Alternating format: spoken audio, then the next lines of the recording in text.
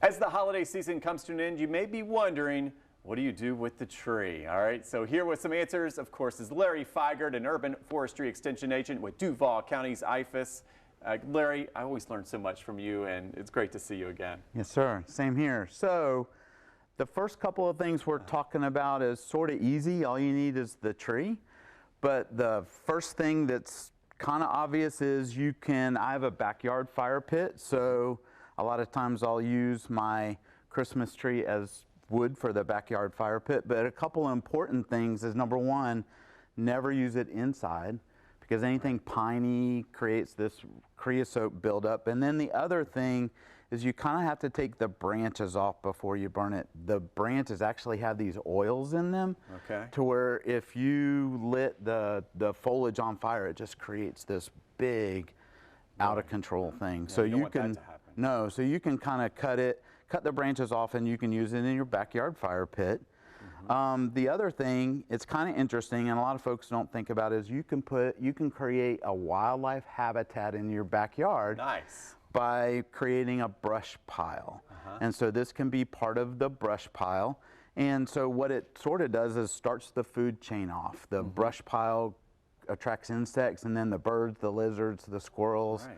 And then even they'll use that as shelter if they need it in your backyard. Very nice. And I'm thinking, as a gardener, you can maybe do a little composting here, mulching as well. Sure. So some of those, when you clip the branches off before you burn them, you can take those branches and put them in your compost pile, and they'll be just fine. Nice. And then the other, before it falls off, the other thing that's kind of interesting is fishermen can take their Christmas tree and submerge it in their favorite fishing hole in its structure, that where fish actually come, and there'll be more fish there. So I could use help with my fishing game.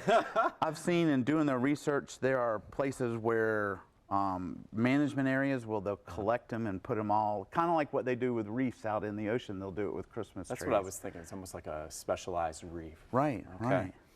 Very good. So you've got a lot of uses for this. I know a lot of folks say, well, it's biodegradable. But again, with all the list, while you're going over with it, would still be more beneficial to the environment rather than just putting it on the curb, right? If you put it at the curb, it'll go in the yard waste. Hopefully, we'll get it back as compost. But at least this, you can kind of keep it local, and you can say, I use my tree for my stuff. That's right. Another thing, on a larger scale, if it was a community organization, could rent a chipper, and everybody could bring their trees as a community and chip it up and make mulch that way. Very good. And the big picture, as we look at this, we can actually do some fun arts and crafts, it looks like. You brought some special things in. Sure. My wife has forced me to be a little more crafty. Yeah, I see that. So one of the things that we first started, first I'll start with this. One of the things I first started doing with my Christmas tree is educational. I go and give a lot of school programs. So if you have a tree cookie, and they can look at the rings, and so that's what we call these. Tree cookie. Tree cookies. Okay, yeah, I've not heard of that. They always laugh and say, "Can we eat them?" And it's I just look at the dendrochronology, the tree rings. Exactly. And so when we teach kids about how trees grow, we can look at the tree rings that way. So that was the first use. But then also, we had master gardeners last year that took these and they made Christmas ornaments out of them. They painted them. You can put little pictures on there, do whatever you want. Yeah, and then more recently, my wife and I have started recycling bottles, and so we can use the tree cookie as the wind catcher.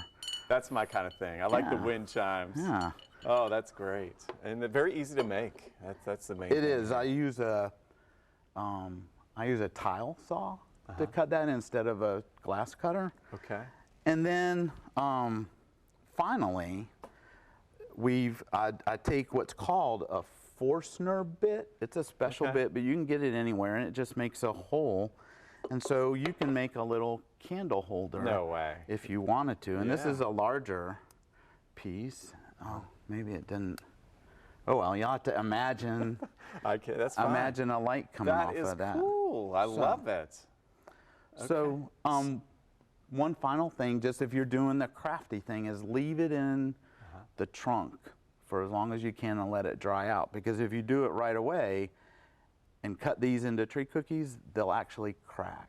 Very good So point. let it dry out Totally as a trunk first and then cut it. Well, Larry, again, I'm just learning so much from you. It's always fun when you come in. So I know, this is fun. This is good stuff for me. thank you, and happy holidays to everybody. And now we know what to do with the tree. Yes, sir. Thank you. Okay.